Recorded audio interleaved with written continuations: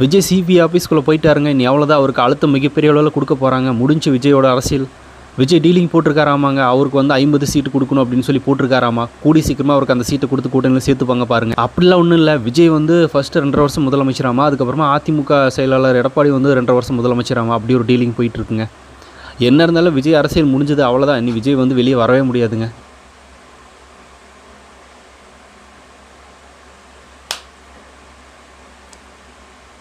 மொத்த நரேட்டிவ்க்கும் ஒரு ஆப் எடுத்து சொருகியிருக்காரு நம்ம தளபதி. அந்த லெவலில் போயிட்டுருக்கு. Welcome to big topic. பார்த்துருப்பீங்க நேற்று இருந்த சம்பவம். சிபிஐ ஆஃபீஸ்லேருந்து நம்ம தளபதி விஜய் அவர்கள் வெளியே வந்து அந்த ஒரு ரோட் ஷோ பண்ணார்ல, கார் மேலே நின்றுட்டு ரோட் ஷோ பண்ணார்ல, மலர் மாலைகள் தூவுனது, அங்கே நின்றுக்கு டிவிக்கே அப்படின்னு நம்ம தொண்டர்கள் எல்லாம் கத்துனது பயங்கரமான வைரல். அதாவது நைட்டு எல்லோரும் நல்லா தூங்கியிருப்பீங்க டிவிக்கே கட்சிக்காரங்க. பட் மற்ற ஊப்பிக்க அந்த நாம் டம்மி கட்சி சேர்ந்த தம்பிங்கெல்லாம் தூங்கியிருக்கவே மாட்டானுங்க. இதை பார்த்தே வயிறு வந்து செத்துருப்பானுங்கன்னு நினைக்கிறேன். அந்த லெவலில் ஒரு தரமான சம்பவத்தை நேற்று நம்ம தளபதி பண்ணிட்டு போயிட்டார்.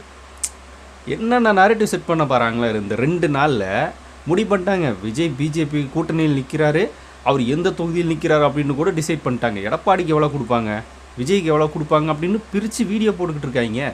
இது யாராவது சோசியல் மீடியாவான ட்விட்டரில் அங்கங்கே போஸ்ட் போடுற நபர்கள் பண்ணியிருந்தால் பரவாயில்ல.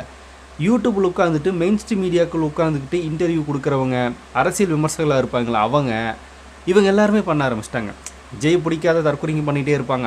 அது தெரிஞ்ச விஷயம் தான். ஆனால் இங்கே அரசியல் பிரபலமாக இருக்கக்கூடிய நபர்களே அதை பேச ஆரம்பிச்சிட்டாங்க அப்படிங்கிறத இருக்கிறதுலே கால கொடுமையான ஒரு விஷயம். அந்த லெவலில் விஜய் முடக்கணும் அப்படின்னு நினச்சாங்க 2 நாள். நம்ம முன்னாடியே சொல்லியிருந்தோம், தயவு செஞ்சு இப்படி ஒரு நரேட்டிவ் செட் பண்ணாதீங்கடா, அவர் ஒரே இதில் உடச்சுட்டு போயிடுவார், அப்புறம் உங்களுக்கு தான் பேக் ஃபயர் ஆகும் அப்படின்னு சொல்லி 2 நாள் கூட ஆகலை, அதுக்குள்ளே பேக் ஃபயர் ஆகிடுச்சு. அந்த லெவலில் சம்பவத்தை பண்ணிட்டு போயிட்டார் நம்ம தளபதி. சிபிஐ என்கொயரிக்கு விஜய் போனது ஒரு குத்தமாடா. அவர் குற்றவாளின்ற அடிப்படையிலே விசாரிக்க கூப்பிடல, ஆட்சியின் ரீதியாக கூப்பிட்டுருக்காங்க அப்படிங்கிறது நம்ம தொடர்ந்து பார்த்துட்டே தான் இருக்குது. இது எல்லாருக்குமே தெரியுமே. அதன் அடிப்படையில் தான் இப்பவும் கூப்பிட்ருக்காங்க. எலெக்ஷன் நேரத்தில் கூப்பிட்ருக்காங்க, சிபிஐ விசாரணை நடத்துகிறாங்க, அது ஒன்று நடக்குது. ஆனால் அதுக்கப்புறமா இந்த பக்கம் ஒரு அழுத்தம் ஒன்று கொடுப்பாங்க அப்படின்னா அழுத்தம் கொடுப்பாங்க தான், அதுக்கு விஜய் அடி பண்ணிச்சிருவார் அப்படின்னு பேசிக்கிட்டு தெரிஞ்சாங்க இந்த ஊப்பிகள். இந்த ஊப்பிகளுக்கு நான் அப்புறம் ஒரு கேள்வி கேட்கணும்னு நினைக்கிறேன். அதில் கொஞ்சம் வெயிட்டிங்கில் வச்சுட்டு சிபிஐ விசாரணைக்கு போனார். விஜய்க்கு அழுத்தம் கொடுக்கப்பட்டது அந்த மூஞ்சியில் ஏதாவது தெரிஞ்சுதா? எதுவுமே தெரில. ஜாலியாக அவர் பாட்டுக்கு வெளியே வரும்போதே சிரிச்சுக்கிட்டு ஹாயாக கை கட்டிட்டு வர்றாரு. போகும்போதே பிளாக் கலர் ஷர்ட்டில் தான் போனார். ஃபஸ்ட் டைம் இந்த மாதிரி ஷர்ட்டில் போகும்போதே நிறைய பேர் இங்கேயே பார்த்தோன்னா பெரியாரோட பேரன் அப்படிங்கிறத நிரூபிக்கிற மாதிரி போயிட்டுருக்காரு அப்படிங்கிற மாதிரியான விஷயங்கள் நம்மளே பேசணும். இப்போ மறுபடியும் அதே பிளாக் ஷர்ட்டில் தான் போயிருக்காரு. ஏன்னா திரும்ப அங்கேயே போகிறாரு. சமாதானமெல்லாம் கிடையாது அப்படின்றது தான் அது. ஒயிட் கலர் ஷர்ட் போட்டு போயிருந்தால் சமாதானம் அப்படின்னு எடுத்துக்கலாம்னு வச்சுக்கோங்களேன். அதையும் போட்டு போயிருந்தார். ஆனால் அப்போவே சமாதானம் ஆகாத நபர் இப்போ எப்படி ஆவார்? இங்கிருந்து விஜய் கிளம்புறதுக்கு முன்னாடி ஒரு நரேட்டிவ் செட் பண்ணாங்களே, சிபிஐக்குள்ளே போனால் விஜய் முடிஞ்சது, அவ்வளோதான், அழுத்தம் பிஜேபி அவங்க கண்டிப்பாக உள்ளெழுத்துருவாங்க அப்படின்னு சொல்லி பேசிக்கிட்டு இருந்தாங்களா. அது உண்மை இல்லை, அது பொய் நிரூபிக்கிறதுக்காக தான் இங்கேருந்து போகும்போதே பிளாக் கலர் ஷர்ட்டில் போனார் நேற்று தளபதி விஜய் அவர்கள். அதுக்கப்புறமா உள்ளே போயிட்டு வெளியே வந்ததுக்கப்புறமா ஹாயாக சிரிச்சுட்டு கை காட்டுறது, கார் மேலே நின்றுட்டு பார்த்தோன்னா ஃபேன்ஸு கை காட்டுனது, அந்த சிரித்த முகத்தோட வெளியே வந்தது. ஒரு அழுத்தம் இல்லை, நான் நார்மலாக தான் இருக்கேன், நீங்கள் கொஞ்சம் ரிலாக்ஸாக இருங்க அப்படின்னு சொல்லி இந்த ஊப்பிகளுக்கு, தம்பிகளுக்கு, மற்ற கட்சி நபர்களுக்கு எல்லாமே வைத்தறிச்சல் உண்டாக்கி விட்டுருக்காருன்னு தான் சொல்லணும். அதாவது 7 மணி நேரம், கிட்டத்தட்ட 7 மணி நேரம் விசாரணை நடத்தியிருக்காங்க. அந்த விசாரணைங்கிறது என்ன நடந்துச்சு, எது நடந்துச்சு அப்படிங்கிறத பற்றியெல்லாம் நமக்கு சொல்ல மாட்டாங்க. அது நமக்கு தெரியவும் தெரியாது, அது வேறு விஷயம். அந்த 7 மணி நேரத்தில் உள்ளே உட்காந்து பதில் சொல்லிக்கிட்டு இருந்திருக்காரு. அங்கேருந்து வெளியே வரும்போது எந்த ஒரு சேட்னஸோ இல்லை டல்லாவோ அந்த மாதிரி எதுவுமே கிடையாது. இதுக்கு முன்னாடி ஒரு டைம் போயிட்டு வந்தார்ல, அப்போ என்ன பண்ணிட்டாங்க அப்படின்னா, விஜய் வெளியே வரும்போதே ரொம்ப சேடாக வந்தார், ரொம்பவே சோகமாக வந்தார். அதை பார்த்துட்டு உடனே வந்து சிபிஐயில் ஆப்படிச்சிட்டாங்களா அப்படின்ற மாதிரியான சில விஷயங்களை பேசிக்கிட்டு இருந்தாங்க. அதாவது ஒரு 8 மணி நேரம்னு வச்சுக்கோங்களேன். ஒரு இடத்துல 8 மணி நேரம் நம்ம வேலை செஞ்சால் கூட சில டயர்டாக இருக்கும். வேலையே செய்யாமல் சும்மா உட்காந்துக்கிட்டு பதில் சொல்லிக்கிட்டே ஒருத்தருக்கு பேசுகிற பேச்சுக்கு பதில் சொல்லிக்கிட்டு சும்மாவே உட்காந்துன்னு வச்சுக்கோங்களேன், ஒரு 2 மணி நேரத்துக்கு மேலே நம்மளால் அங்கே இருக்கவே முடியாது. அந்த வகையில் 7 மணி நேரமாக ஒரே இடத்துல உட்காந்துட்டு பதில் சொல்லிக்கிட்டு ஒருத்தர் வெளியே வர்றாரு அப்படின்னா சாயந்தரம் பயங்கரமாக டயர்ட் ஆயிரும். எந்த வேலையுமே செய்யலை, வேலை செஞ்சால் கூட நம்மளுக்கு அந்த டயர்ட் தெரியாது.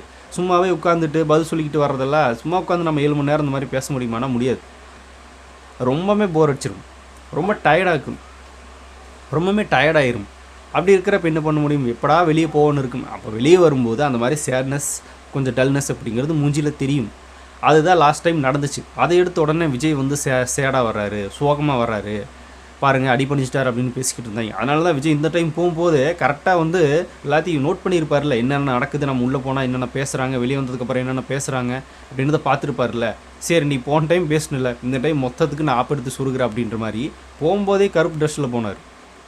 வரும்போது வெளியே வரும்போது அதே மாதிரி சிரித்த முகத்தோடு வந்தார். எந்த ஒரு டல்னஸும் இல்லை. அவர் பிளான் பண்ணி போயிருக்காரு. முதல்ல நம்ம உள்ளே இப்படி தான் போகணும், இப்படி தான் வரணும் அப்படின்னு மாதிரி ஃபஸ்ட்டே பிளான் பண்ணி தான் போயிருக்காரு. இதுதான் உள்ளே போகிறோம், வெளியே வரும்போது சிரிச்ச முகத்தோடு வர்றோம், ஃபேன்ஸ் வெளியே நிற்பாங்க, நம்ம வழக்கம் போல் கை காட்டுறோம். இப்போ சிபிஐ ஆஃபீஸ்க்குள்ளேருந்து காரில் வெளியே போகிறதுக்கு முன்னாடி இருந்தே ஃபேன்ஸை நம்ம சந்திக்கணும். காரில் மறைஞ்சிக்கிட்டு போகிறது, ஒளிஞ்சிக்கிட்டு போகிறது பண்ணாலும் கூட அதுக்கு ஒரு நியூஸ் போடுவாங்கல்ல, தெரியுமில்ல அவருக்கு. அதனால் நான் மேலே நின்றுக்கிறேன், நீங்கள் வண்டி எடுங்க, மற்றதை நான் பார்த்துக்கிறேன் அப்படின்னு ஃபேன்ஸை முதற்கொண்டு எல்லாத்தையும் பார்த்தோன்னா கை காட்டிட்டு சிரிச்சிட்டு மலர் தூணுது என்ன அங்கே பசங்க அந்த லெவலில் வச்சு ஃபன் பண்ணிட்டாங்க பசங்க எல்லாரையுமே. அப்படியே அங்கேருந்து கடந்து போயிட்டார் விஜய் அவர்கள். இதை பார்த்துட்டு தான் உடனே பல பேருக்கு தூக்கமே வரல. என்ன இருந்தால் சிபிஐ ஆஃபீஸ்க்குள்ளே போய் மறுபடியும் இதே மாதிரி ஃப்ரெஷ்ஷாக வெளியே வர்றாரு, எப்படி அது? நம்ம என்னடானா அழுத்தம் கொடுப்பாங்க, இணைஞ்சிருவார், வரும்போது சோகமாக வருவார் அப்படின்னு வெயிட் பண்ணிட்டு இருந்தேன். இந்த சன் நியூஸ்காரன்லாம் விஜய் வெளியே வர்றதுக்காக வெயிட் பண்ணிகிட்டே இருந்திருப்பான்னு நினைக்கிறாங்க. வாசலே வெயிட் பண்ணிட்டு இருந்திருப்பான். விஜய் வரும்போது கண்ணை லைட்டாக அப்படி திருப்பினா கூட டக்குன்னு ஒரு ஃபோட்டோ எடுத்து சோகத்தில் விஜய் சிபிஐ அழுத்தம் அப்படின்னு போட்டலாம் அப்படின்னு வெயிட் பண்ணிட்டு இருப்பாங்க. அவர் வரும்போதே சிரிச்சுட்டு வந்துட்டார். எந்த ஃபுட்டேஜ்லையும் பார்த்தீங்கன்னா விஜய் சோகமாக இருக்கிற மாதிரி எதுவுமே கிடைக்கல. இப்போ எல்லோரும் எடுத்து போட ஆரம்பிச்சிட்டாங்க. இந்த நியூஸ் சேனல்ஸில் மெயின் ஸ்ட்ரீம் நியூஸ் சேனல்ஸே போட ஆரம்பிச்சிட்டாங்க, சிரித்த முகத்துடன் வெளியே வந்த விஜய் அப்படின்னு. இதுக்கு மேலே ஒரு கேவலம் ஏதாவது தெரியுமா இந்த ஊப்பிகளுக்கு, இந்த நாம்டமி கட்சி தம்பிகளுக்கு? அவர் பாட்டுக்கு போனார், வெளியே வந்தார். சீமான் மாதிரி உள்ளே போய் கை கட்டி நின்றுக்கிட்டு இருக்கிற பழக்கமெல்லாம் அவர் கிடையாது. அதே மாதிரி டெல்லியில் ஊழல் பண்ணிட்டு போய் காலில் விழுந்த பழக்கமும் விஜய் கிடையாது. ஊப்பிகள் பயங்கரமாக கதறிக்கிட்டு இருக்காங்க. இவங்களால் எந்த நேரட்டும் செட் பண்ணி உடைக்க முடியல. இதில் இந்த அண்டாவாயன் செந்தில், இந்த சாட்டாய் துரைமுருகன், இந்த தற்கொலைங்கெல்லாம் வீடியோ போட ஆரம்பிச்சிட்டானுங்க. விஜய் சரண்டரானா அவருக்கு என்ன லாபம், அதிமுகவுக்கு என்ன நஷ்டம்? வீடியோ போட ஆரம்பிச்சிட்டாங்க. ஏன்னா ஒரு நரேட்டிவ் செட் பண்ணுறீங்க, அது ஒரு நாள் கழிச்சு செட் பண்ணுங்கடா என்னன்னு பார்த்துட்டு உள்ளே போனோன்னே செட் பண்ணிடுறாங்க. அதில் இந்த நியூஸ் சேனல்ஸ், ஒரு சில நியூஸ் சேனல்ஸ் என்ன அப்படின்னா, விஜய் அவர்கள் சிபிஐ அலுவலகத்தில் ஆஜரானார் அப்படின்னு போடுறானுங்க நேற்று காலையில். அதுக்கப்புறம் 1 மணி நேரம் கழிஞ்சு விஜய் சிபிஐயில் ஆஜராகி 1 மணி நேரம் முடிந்தது அப்படின்னு போடுறானுங்க. என்னடா இதெல்லாம் ஒரு நியூஸ்ன்னு போட்டுக்கிட்டு இருப்பீங்களா? அவர் உள்ளே போனதோட முடிஞ்சிச்சு. அதுக்கப்புறமா வெளியே வரும்போது நியூஸ் போடுங்க, 1 மணி நேரத்தை கடந்து விட்டது, 2 மணி நேரத்தை கடந்து விட்டது, என்ன அழுத்தம் தரப்படுகிறது. சிபிஐயில் கேள்வி தானே கேட்பாங்க, அதை போடுறானுங்களா? போட மாட்டாங்க. அழுத்தம் அப்படின்றதே தான் போடுறானுங்க, வேறு எதையுமே போடுறதில்ல. அங்கே எந்த அழுத்தமும் கிடையாது. ஒரு அழுத்தம் கொடுத்தாலும் நான் வந்து அசர போகிறதும் கிடையாது, நான் நார்மலாக தான் இருக்கேன், வெளியே பாருங்க அப்படின்னு விஜய் வந்து காட்டு போயிட்டார். இதுக்கு மேலே என்ன பண்ண போகிறாங்கன்றது தெரியல. சரி ஓகே, இதில் இந்த அண்டாவாயன் செந்தில், அப்புறம் இந்த சில திமுக ஓபிகள் இருப்பாங்களே, இவங்க எல்லாருமே விஜய் அடி பணிஞ்சிருவார், பணிஞ்சா முடிஞ்சிச்சு அப்படின்னு பேசுனாங்க. இந்த திருமாவளவன் என்ன சொன்னார் அப்படின்னா, விஜய் வந்து அந்தளவுக்கு அடி பண்ணிய மாட்டார், அவர் அந்தளவுக்கு போக மாட்டார், எனக்கு தெரியும், அது அவரோட அரசியல் வாழ்க்கையை முடிச்சணும் அப்படிங்கிறது அவருக்கும் தெரியும், அதனால் அடிப்பணிய மாட்டார் அப்படின்னு சொல்லியிருந்தார். உடனே நிறைய பேர் சந்தோஷப்பட்டிருப்பீங்க, பரவாயில்ல அடிப்பணிய மாட்டாருன்னு தானே திருமாவளவன் சொல்கிறாரு அப்படின்னு. அப்போல்லாம் ஒன்றும் கிடையாது. இவங்க எந்த அளவுக்கு தற்கூறிங்க அப்படின்னா, நம்மளை தற்கூறிங்கன்னு பேசுகிறாங்க இல்லை, இவங்க எந்த ஐடியாவில் இருக்காங்க ஃபஸ்ட்டு, விஜய் அடிப்பணிய மாட்டார் அப்படின்னு இங்கே பேசிக்கிட்டு இருக்கானுங்க. அப்போ இந்த சைடு யாரா பிஜேபியோட பி டீம் தான் விஜய்னு பேசுனது? இவங்க தானே, இந்த திருமாவளவன் அவர்கள் ஆர்எஸ்எஸ் பெற்றெடுத்த பிள்ளை விஜய் அப்படின்னு, இன்னொரு ஆர்எஸ்எஸ் பெற்றெடுத்த பிள்ளை தான் விஜய் அப்படின்னு பேசினார். இந்த அண்டாவாயன் செந்திலும் பிஜேபியோட பி டீம் தான் விஜய் அப்படின்னா, பிஜேபியோட பி டீமாக இருக்கிறவர் எதுக்கிட்ட பார்த்தோன்னா இங்கே சரண்டர் ஆகணும், சரண்டர் ஆகக்கூடாதுன்னு பேசிக்கிட்டு இருக்கீங்க. அப்படியெல்லாம் சரண்டர் ஆக மாட்டார் விஜய் அப்படின்னு. அப்போ பிஜேபியோட பி டீம்னு சொன்னது போய் இவனுங்களாம் ஒத்துக்கிறானுங்க. இந்த பக்கம் பிஜேபி கூட சரண்டர் ஆக மாட்டார் விஜய், ஆயிட்டாருன்னா என்ன அவருக்கு லாபம் அப்படின்னு. அவர் ஆல்ரெடி ஆர்எஸ்எஸோட பிள்ளைன்னு தானே சொல்கிறீங்க, அப்புறம் அவருக்கு லாபம் என்ன, நஷ்டம் என்ன? என்ன நம்மளுக்கு சொல்லி இவங்க என்ன மாதிரி ஒரு நரேட்டிவ் செட் பண்ணுறாங்க பாருங்கள். ஒரு பக்கம் பிஜேபியோட பி டீம்னு இவ்வளோ நாளாக பேசிக்கிட்டு இருந்தாங்க, இப்போ உள்ளே போய் பார்த்தோன்னா பிஜேபி கூட சரண்டர் ஆகிடுவார்னு பேசிக்கிட்டு இருக்காங்க. அவர் ஆல்ரெடி அங்கே பிஜேபியோட பிள்ளைனா எதுக்கிட்ட சரண்டர் ஆகணும்? ஏன்னா நீங்களே மாற்றி உருட்டிக்கிட்டு இருக்கீங்க. ஏதாவது ஒரு ஸ்டாண்ட் எடுங்க ஃபஸ்ட்டு. ஒரு நரேட்டிவ் செட் பண்ணணும் அப்படின்னா இவனுங்களே மறந்துடுறாங்க, புதுசாக க்ரியேட் பண்ணுறாங்க. அப்போ இந்த பக்கம் இவ்வளோ நாளாக பிஜேபியோட பி டீம் விஜய்னு சொல்லிட்டு இருந்தது பொய்யன்னு இவங்களே ஒத்துக்கிறாங்களா இல்லையா? இவங்க ஏதோ ஒரு நரேட்டிவ் செட் பண்ணணும், அவ்வளோதான். மற்றபடி விஜய் பிஜேபியோட பி டீம்லன்றதை இவங்களே ஒத்துக்கிட்டாங்க. அது வரைக்கும் சந்தோஷமையா. இந்த பக்கம் சரண்டர் ஆக மாட்டார் திருமாவளவன் அப்படின்னு பேசுகிறாரு, அதுக்கும் சந்தோஷம்தான். நீ இல்லைன்னு சொல்லிட்டு இல்லை, பிஜேபியோட பி டீம் விஜய் இல்லைன்னு சொல்லிட்டு இல்லை, விஜய் நேற்று நிரூபிச்சுட்டு வந்துட்டார்ல. அவர் வெளியே வரும்போதே எந்த அழுத்தமும் கிடையாது, அழுத்தமாக இருந்தால் அதுக்கு அடி பண்ணிக்கிற ஆள் நான் கிடையாது அப்படின்றத காட்டிட்டார்ல. இப்போ திருமாவளவனும் இந்த திமுக ஓபிகளும் எங்கே கொண்டு மூஞ்சி வச்சுப்பாங்க? அப்போ இவ்வளோ நாள் நம்ம பிஜேபி பி டீம்னு சொல்லிட்டு இருந்ததெல்லாம் பொய்ன்னு தெரிஞ்சு போச்சேன்னு கண்ணாடியில் இவங்களை பார்த்து காட்டி வைப்பாங்கன்னு நினைக்கிறேன். அதை நான் சொன்ன மாதிரி சீமான் மாதிரி நீங்கள் பேசுகிறது ஃபஸ்ட்டு நீங்களே ஞாபகம் வச்சுக்கோங்க. உண்மையாக இருந்தால் ஞாபகம் வச்சுக்கலாம், பொய் பேசுகிறவங்க எப்படி ஞாபகம் வச்சுக்க முடியும்?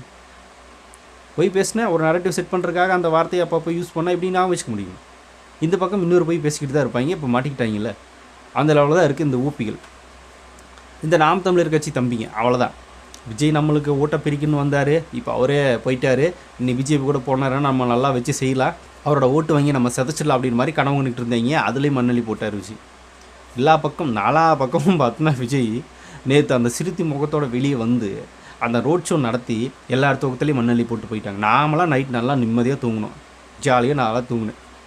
இந்த ஊப்பிகள் தம்பிகள் எல்லாருமே தூக்கம் இல்லாமல் இன்னும் சுற்றிக்கிட்டு இருப்பாங்க. இன்னும் அந்த வீடியோ வச்சு தள்ளி பார்த்துட்டு இருப்பாங்க. இந்த படையப்பா திரைப்படத்தில் ரஜினிக்கு கல்யாணம் ஆகிற வீடியோவை பார்த்தோன்னா அந்த ரம்யா கிருஷ்ணன் அடிச்சுட்டு பார்த்துட்டு இருப்பாங்களே ரிவர்ஸில், அந்த மாதிரி பார்த்துக்கிட்டே இருப்பாங்க. என்ன சிரிச்சுட்டே இருக்கான், சிரிச்சுட்டு இந்த சிரிப்பை எப்படி ஒழிக்கிறது, அதே மாதிரி தான் பேசிகிட்டு இருப்பாங்க.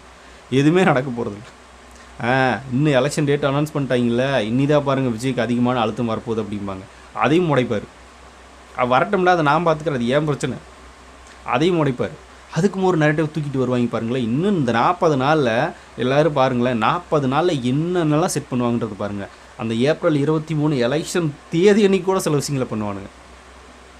அது வரைக்கும் நம்ம கொஞ்சம் ஜாக்கிரதையாக இருக்கணும், கொஞ்சம் எச்சரிக்கையாக இருங்க. இன்னும் சில பேர் நம்ப ஆரம்பிச்சிருவாங்களா, அவங்களெல்லாம் பார்த்தீங்க அப்படின்னா இந்த மாதிரிலாம் ஒன்றுமே கிடையாதுன்றது நீங்கள் புரிய வைங்க. முடியளவுக்கு இந்த வீடியோவை நிறைய பேருக்கு ஷேர் பண்ணுங்கள்.